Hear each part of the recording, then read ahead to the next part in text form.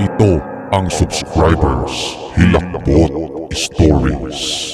Isang nakakahilakbot na araw na naman sa inyong lahat at welcome pong muli sa isa sa mga pinakawalang sustansyang segment dito po sa channel na ito.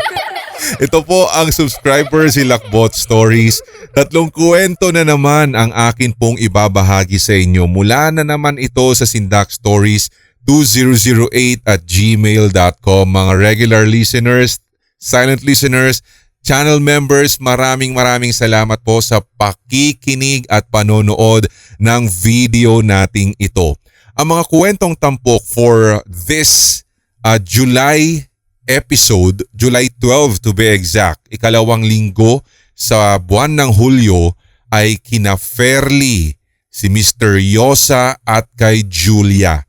So umpisahan na po natin, wala nang patumpik-tumpik para nang sa ganon ay makapagpahinga ka habang ikaw ay nakikinig dito sa SHS. Magandang araw po sa lahat at bago lamang po ninyo akong tigapakinig dito po sa inyong channel. At nalaman ko po na pwede po pala na magsulat ng karanasan tungkol sa mga sariling nakakatakot daw na karanasan, sabi niya. Ewan ko po kung mababasa ba or ano. Wala lang, gusto ko lang pong sabi. Masyado ka namang pusong mamo, nagtatampo ka kaagad. Ano ba yan? Ito daw, siya daw ay isang OFW mula sa KSA. Pero before po, sa Kuwait ako nag-work for 4.5 years. So, dun po talaga ako nakaranas ng nakakatakot na pangyayari. Hindi naman talaga ako matatakutin sa totoo niyan. Sa katunayan pa nga'y favorite genre ko palagi ang horror, sci-fi at suspense. Lahat ng kakaiba. Ganoon lang po yung pinapanood ko. Kumbaga, hindi ako nanonood ng mga ordinaryong palabas na pwede namang mangyari talaga sa tunay na buhay. Pero eto nga po. So nung nagtatrabaho na ako sa Kuwait bilang DH, ganito ang naranasan ko. Subali 3 palapag yung bahay ng amo ko, ang kwarto naming mga DH ay sa 3rd floor at sama-sama na po kami doon na 5 kasambahay. Pero 2 lang talaga kami nakasambahay ng amo kong matanda. Kasi yung 3 ay sa mga anak niya na doon nakatira din sa same na bahay. Subali 2 lang kaming Pinay doon na magkasama. Isang tiga Sri Lanka at yung isa ay papalitan na dahil papaalis at tiga Ethiopia daw siya. Yung isa naman sa anak ng amo ko ay Indian at yung isa ay Pinay. Kahit nasa isang bahay kami, hindi po kami madalas magkita kasi nga andun lang siya sa mga amo niya at ako naman po ay laging nakatambay sa kusina sa pinakababa kasi nandoon yung amo kong matanda. So noong mag2 taon na nga ako doon, unfortunately Sir Red ay namatay po ang matandang lalaking amo ko. Panahon po ito ng COVID. Tapos pa nga po kaming 3 na kasambahay ay nagpositibo. Pero awa ng Diyos, naging okay po kami after. So nag-vacation po ako ng 3 months bago ako ulit bumalik. Subali may mga bago na noon kasi umalis na yung dati kong mga kasama. Pero yung Pinay at yung Indian na kasambahay ng anak ng amo ko ay same at nandun pa rin. Kasama ko lang yung nag-iba. So kwento nga po ng mga kasama ko, may nakikita daw sila sa baba kung nasaan yung bakanteng kwarto ng amo ko na lalaki. May nakikita din daw po sila na matandang lalaki na nakatungkod tapos bigla daw pong mawawala.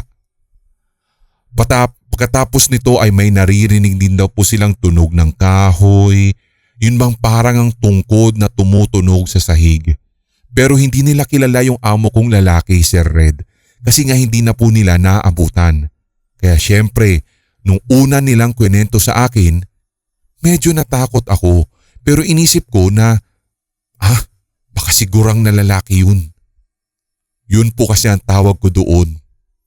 Tapos sinabi ko na lamang po yung looks o yung itsura ng matanda sa kanila.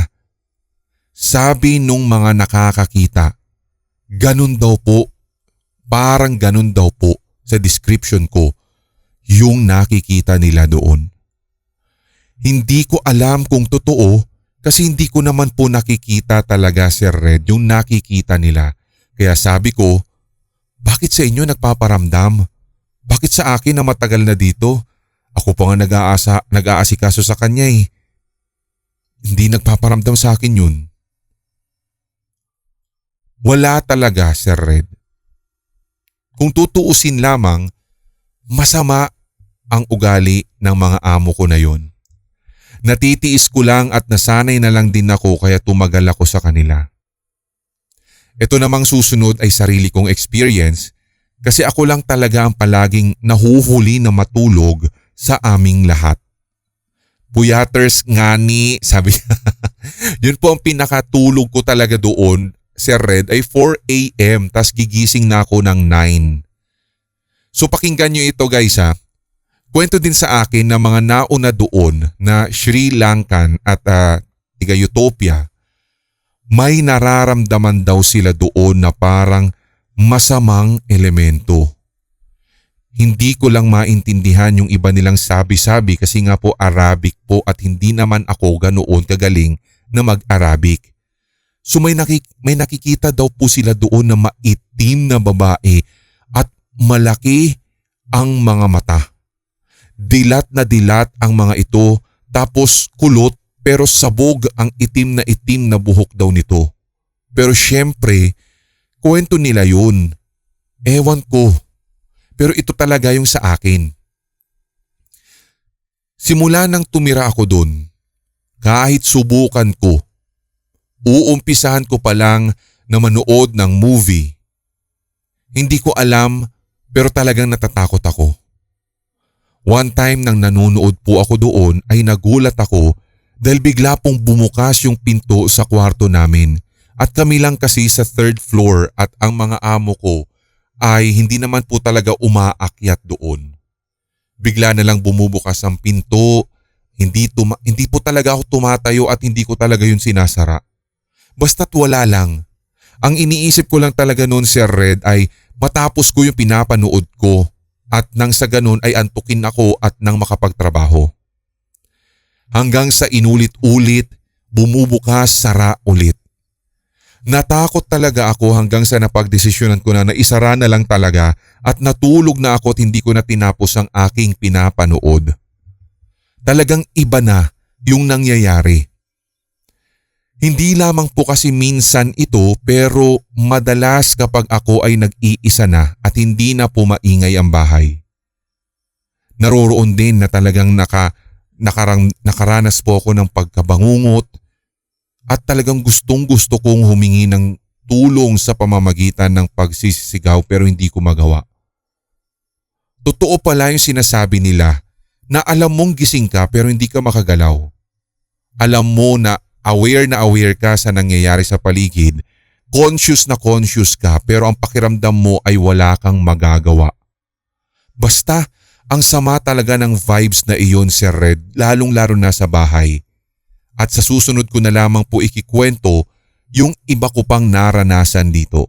Sabi niya, maraming salamat po sa lahat ng mga ito katulad nito, first sender natin. At kung yung makikita dito po sa ating taped as live episode na ito, opo kung sakaling nababasa nyo yung binabasa ko na kwento nila mula po dito sa notepad, kung mapapansin ninyo, wag nyo na pong masyadong okrayin kung sakaling meron kayo nabasa dito sa ating nire-record ngayon na parang iniba ko sa mismong recording natin. Ito yung sinasabi ko sa inyo na hihilutin talaga natin yung mga kwento ng mga senders natin to the extent talaga na kahit papaano ay maging maganda yung flow. Kasi yung iba po talaga as much as possible sabi ko nga sa inyo guys, gagawin nating as raw as possible itong kwentuhan natin na para bang ako yung bida ng mga kwento at mga may alam sa kwento tapos ikikwento ko lang sa inyo, parang ganon. So sana po yung nakakasunod kayo sa format ng SHS at sana hindi naman po ninyo gawing yung parang hatred Good vibes lang tayo dito guys ha. Marami ng problema sa mundo, marami ng problema po sa ginagalawan nating lugar. Diba? Dadagdag pa ba tayo? Ito na tayo, makinig na lang muna tayo dito syempre ng ating ikalawang kwento. And ulitin ko, kung sakaling may nakikita kayo na parang ini-edit ko on the spot, necessary naman po yun kasi yung iba talaga ay first time na mag-send, first time na magkwento, and apart from that, yung talagang kung ano na lang yung unang maisipan nilang i-type sa laptop, sa CP, yun na lang sinesend nila, hindi na nila ini-edit. So please bear with us, okay? At hindi lamang yan, idagdag ko lang dito po sa ating, ito makomentuhan ko lang, yung tungkol sa first story po natin na kung saan sinasabi nga po dito ng ating sender na kung bakit parang ang bigat ng kanyang pakiramdam doon sa bahay. Alam mo kung bakit? Ikaw na mismo ang nag-reveal sa amin eh. Ikaw na nagsabi na parang ang sama ng ugali ng amo mo. Di ba? Alam nyo guys, ito hindi sa pangaano, ito natutunan ko rin po ito kay Sir Ed Kaluwag nung doon sa mga previous na mga inattenda natin ng mga online na mga tungkol sa mga paranormal, kung saan nanggagaling ang negativity, parang ganon. Sinabi niya, natatandaan ko sa kanyang mga salita na ang ugali talaga ng tao and madalas kesa sa hindi naman daw talaga makagamitan sa bahay ang nakakapag-invite ng negativity sa isang lugar, lalong-lalo na sa loob ng bahay, kundi mismo yung mga taong nakatira dyan. Sabi nga dito ng first sender po natin, malaki ang aking paniniwala na malamang sa malamang itong kanyang mga among ito dahil sabi nga masama ang ugali, sila yung pinanggagalingan ng negative vibes dyan sa loob ng bahay na iyan. And kudos na lang po syempre lalong-lalo na sa mga nakikinig sa atin ng mga OFW, yung katulad lang din na to sa karanasan po dito ng ating first sender na sabi ko nga, na-appreciate namin yung kahit gaano ka kalintian talaga, di ba? Lintukat talaga yung ugali ng mga amo nyo pero napagtsatsagaan ninyo dahil syempre kailangan nyo lang magtrabaho at saka hindi lamang yan parang alam mo yung double whammy kumbaga na ang layo-layo mo na nga sa mga kaanak mo, sa mga anak mo, sa pamilya mo. Tapos ganyan pa yung madadatnan, ganyan pa yung workplace mo, parang ang toxic masyado. Isa pa yan di ba? Yung parang ang lungkot na nga ng environment. Tapos ang toxic pa ng mga tao na nagmamaneho ng anything, everything diyan sa loob ng bahay. At saka talagang hindi biro maging OFW. Katulad na lang din syempre ng mga kinikwento sa atin ng mga kapatid natin na alam mo na humayo at nagpakarami. Mula sa ibang lugar. Pero yun nga, maraming salamat sa first sender natin. Anyway, ito naman sa kalawang kwento natin ay galing po kay Mr. Yosa. At sabi niya, magandang araw po. Nais ko lamang ibahagi ang kwentong ito na sigurado akong hindi pa na-e-ere sa ibang channel o kahit na anong channel. At makakaasa po kayo na kayo lamang ang nabahaginan ko po ng kwentong ito, Sir Red.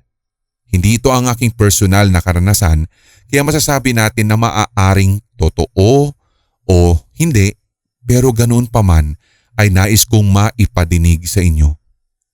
Noong bata pa po ako ay may naikwento sa akin ng aking itay. Ang setting ng kwento ay taong 70s kung saan hindi pa talaga kausuhan ng cellphones at internet at iilan lamang po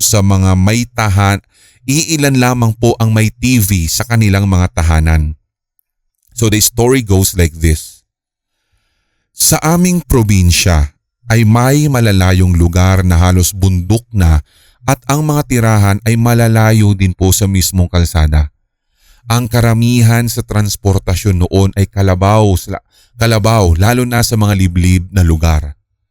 Bigyan na lamang po natin ng pangalang Estong ang ating karakter na lalaki at si Lydia naman ang babae. So si Estong ay laking probinsya at ang kanilang lugar ay malapit lamang po sa amin. Nang namatay ang kanyang itay ay napilitan siyang magtrabaho para matustusan ang pangangailangan niya at ng kanyang ina. Meron silang sariling sakahan sa bukid pero nang dumating ang pagkakataon na makapagtrabaho sa lungsod ng Maynila ay nakipagsapalaran siya. Dahil nga luluwas na ang anak at maiiwang mag-isa ang kanyang ina ay napagtanto na rin ng matanda na umuwi na lang sa probinsya ng kanyang pamilya sa Leyte. Lumuwas nga po si Stong at nagtrabaho bilang security guard sa isang establishmento ng 1 taon hanggang sa nakilala na niya si Lydia. Naging magnobyo silang ng ilang buwan hanggang nagplano na po sila na magpakasal at bumuo ng sariling pamilya. Maayos ang kanilang pagsasama. Buntis na rin si Lydia. Napagtanto ni Stong na hindi kaya ng kanyang sinasahod ang gastos sa pagluwal at pagpapalaki ng kanilang anak, kaya naman naisipan nilang mag-asawa na umuwi na lang sa probinsya ni Stong at ganun nga po ang nangyari. Sa layo ng lugar ni Stong mula sa lungsod at sa bayan, parang nasa kaduluduluhan na nga po ng mundo, ay parang nawirduhan din sa umpisa si Lydia. Pero after some time, na naging matiwasay ang pamumuhay ng dalawa. Para sa kanila, lalong-lalo na kay Lydia, napagtanto niya na magandang lugar na iyon para sa pagpapalaki ng kanyang anak. Hanggang sa lumipas na nga po ang ilang buwan at lumalapit na ang araw kung kailan magluluwal ng sanggol si Lydia. Isang hapon, habang natutulog nga po si Stong sa kanilang duyan, ay bigla na lang itong nakaramdam na parang may mga taong naglalakad sa kanilang bakuran, kaya bigla po siyang nagising. Tiningnan niya ang labas ng bahay at wala naman itong nakita na kahit ano maliban sa mga punong kahoy na nakapalibot sa kanilang bahay at ang mga tuyong dahon na nasa paligid. Maagang naghapunan ang mag-asawa ng araw na iyon at nagdesisyon na maaga na ring matulog. Sunang maghahating gabi na ay biglang nagising si Lydia. Napasigaw po ito ng bigla dahil sa nararamdamang sakit sa kanyang tiyan at nagising na rin po si Stong dahil sa pagkakasigaw ng misis. Manganganak na nga si Lydia. Dali-daling kinuha ni Stong ang sulo at nagpaalam sa asawa na susunduin na ang komadrona.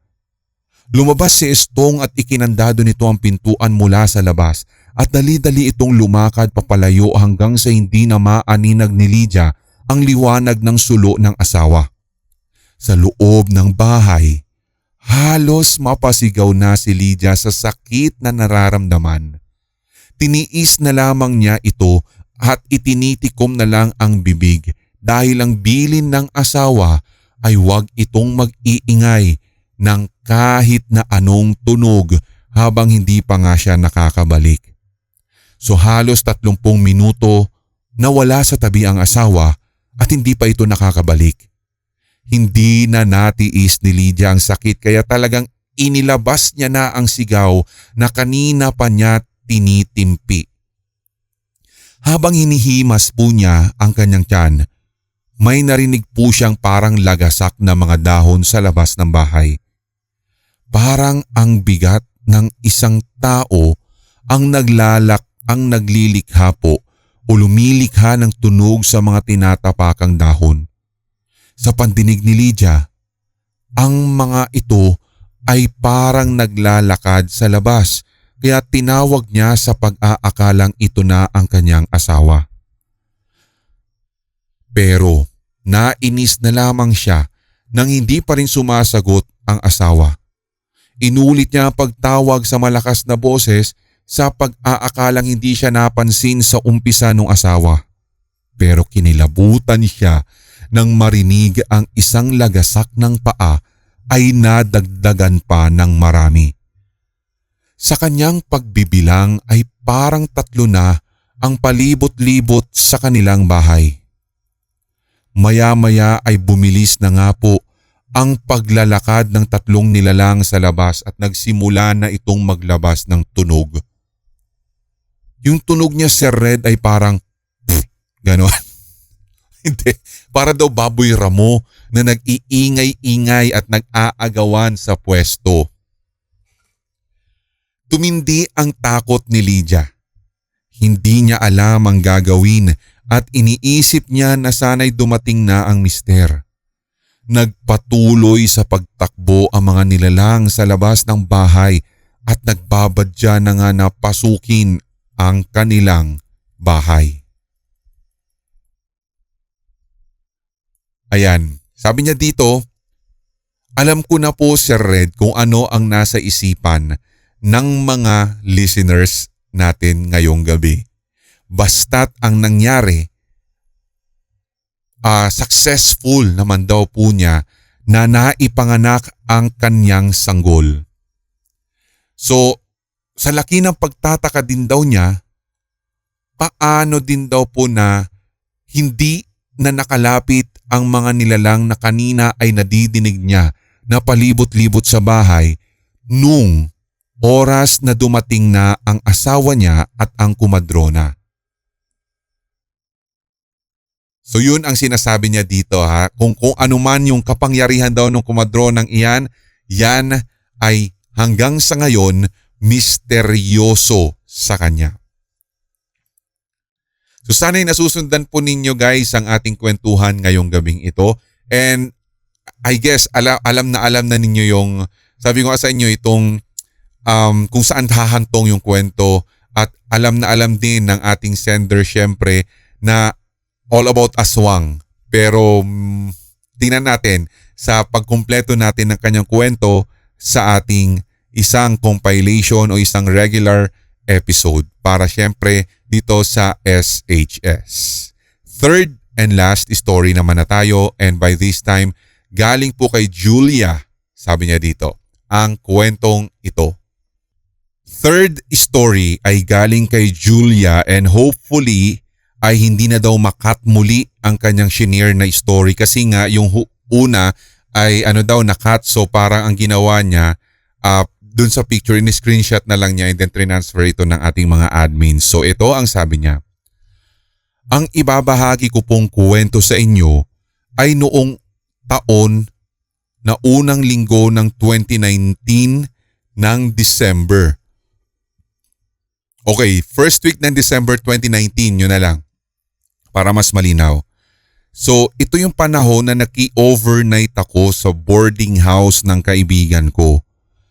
So habang busy kami na naglalaro ng kaibigan ko ng cellphone noon, may bigla kaming narinig na kaguluhan sa kabilang kwarto na akala namin noong una ay kasiyahan lamang. Kasi normal lang naman sa ibang babae yung nagsisigawan o nagtatawanan ng malakas. Pero nung gabing iyon Sir Red ay iba ang sigawang nagaganap, kaya ang ginawa namin ng aking kaibigan ay nakiusisa na rin. Hanggang sa napagtanto po namin na may nangyayaring hindi na maganda ayon sa salaysay nila. Okay. Wala kasing period. So wala na daw, parang hindi na nga maganda ang nangyayari. So ayon sa salaysay, maglagay naman kayo ng period please. Para alam ko kung saan titigil. Ayun sabi niya dito ha. Ayon sa salaysay nila, ang isa nilang kaibigan ay sinaniban daw. At nung tiningnan ko ang itsura nung sinaniban, hindi po ako makapaniwala noon. Pero mula ulo hanggang paa, tiningnan ko ang itsura nung sinaniban na kaibigan nila. At napagtanto ko na totoo nga ang nangyayari kasi nakita ko yung suot niya na iba at parehas na pugot ulo na kadalasan kong nakikita lagi na naka-basketball short yung pugot na ulo na iyon. Okay, let's dig deeper. Sa tagal kong tumatambay sa boarding house ng kaibigan ko, samantalang yung kaibigan ko noon ay lakas loob niyang nilapitan ang taong sinaniban upang dasalan ng koonti dahil may alam naman siyang Latin na dasal. So sinimulan daw po niya mula sa ulo nito, pero lumipas na ang isang oras at higit. Hindi pa rin daw bumalik ang dating itsura ng sinaniban na yon. Kaya lakas loob ko nang lumapit doon at hindi ko na rin pumasabi kung bakit naisipan kong lapitan siya. Pero para po kasing may nag-uudyok sa akin na lapitan iyon kahit alam ko sa sarili kong wala naman na akong alam o wala akong alam sa panggagamot o kahit ano paman. Tila parang gusto lang siya na lapitan At nang nakalapit na ako, ito nakikita niyo sa video ayan lang, babasahin ko lang talaga. Sabi niya, hindi naman ako, at sabi niya, nung nakalapit na ako sa kanya, doon ko po sinimulang bulungan ang ulo niya at kausapin ang sumanib sa kanya.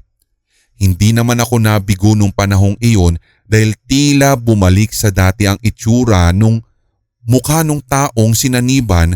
At yung pugot na ulo na yun ay lagi ko na nakikita yun, ngunit iniiwasan ko lang kasi tila nangihina ako sa tuwing nakikita ko yun.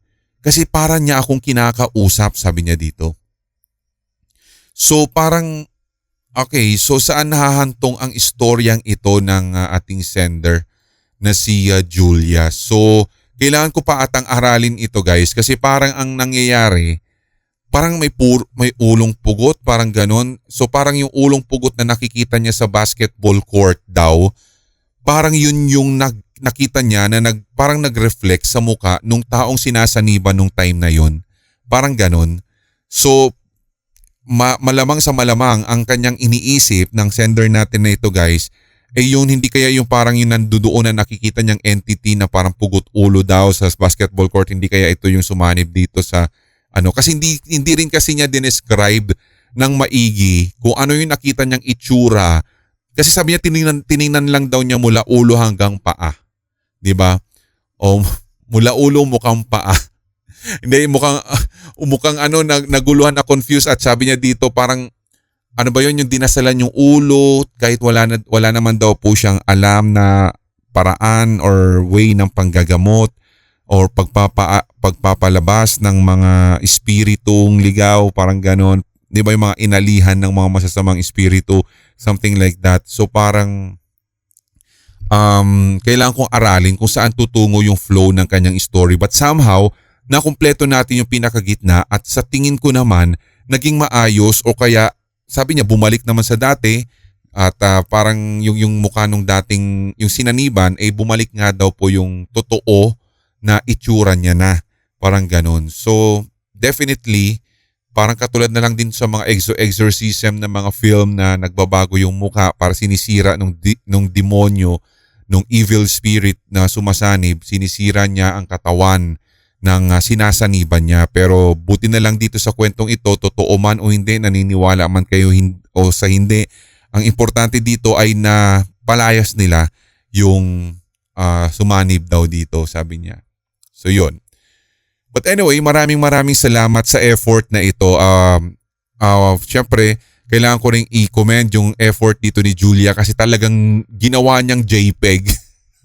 Yung sinubmit niya sa atin, JPEG para daw hindi daw makat yung kanyang storying ito. But salamat talaga sa tatlong senders natin for tonight. Kung sakaling ikaw din ay meron, huwag mong kakalimutan, i-memorize mo na ang ating email. sindakstories2008@gmail.com. Ayan, ipapakita naman din natin yan dito sa video natin. Sa mga nanonood, mga channel members, ayan, i-acknowledge na lamang po natin ang inyong mga pangalan sa pamamagitan ng videong ito kung sakaling naka-flash na dyan.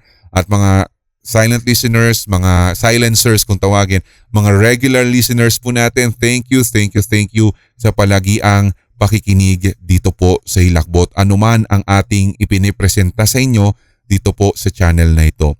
Patuloy din pong suportahan ang Sindak Short Stories, Hilakbot Haunted History at ganoon na rin syempre ang Red Diaries Tagalog Love Stories. Meron man o wala pa tayong bagong istorya dyan pero ako pong nagsasabi sa inyo meron na tayong mga ilang piraso ng mga kwento na ipapadinig sa inyo na ito po ay sa panulat ni Sixth Hokage. So abangan nyo na lamang po mula sa Red Diaries at dito rin sa Hilakbot. Thank you so much sa lahat ng mga naparirito at umabot sa pinakadulong bahagi ng ating kwentuhan at sana'y naririyan pa rin kayo hanggang sa susunod na mga episodes ng SHS. Ako pong muli si Red hanggang sa susunod nating kwentuhan. Tuloy-tuloy lamang ang hawaan para wala ng galingan at lahat tayo ay solid. HTV. Positive. Love you guys. May mga kwentong kababalaghan o mga karanasan kang kahilahilakbot na nagmumulto sa iyong memorya? Ibahagi na yan sa pamamagitan ng voice message o kaya itype at isend sa sindakstories2008@gmail.com. Maaari ring i-private message sa Hilakbot TV Facebook page. Ito ang Subscribers Hilakbot Stories.